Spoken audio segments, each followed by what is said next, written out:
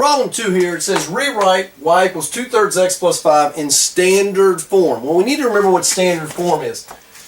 The way it's going to be written in textbooks, they're going to say, oh, that's ax plus by equals c.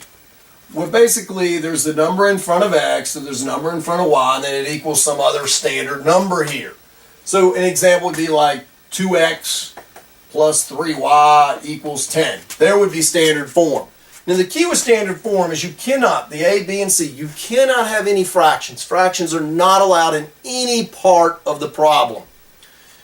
The other thing is, you got to make sure this value in front of x, we need to keep it positive. Okay? Those are the two main things you need. You need to keep this a value positive, and you need to make sure none of these, a, b, or c, no fractions allowed. We also need to make sure that it's in simplest form. In other words, you can't have, if I had 4x plus 8y equals 10, notice that each one of those has a factor of 2 that could be pulled out. So you got to make sure these numbers, a, b, and c, the greatest common factor of them basically is 1, that they don't have anything that can be factored out. That's the other thing we got to make sure of. So how do we do this? Well, it's pretty easy. All I got to do is sort of get my x's over on the other side, get x and y together on this left side, equal the number. So let's do that.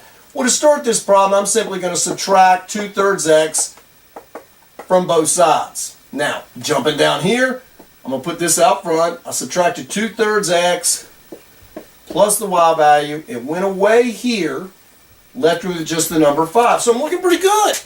The only problem I have is I have a negative here and I have a fraction. So I need to get rid of that fraction and at the same time see if I can get rid of the negative.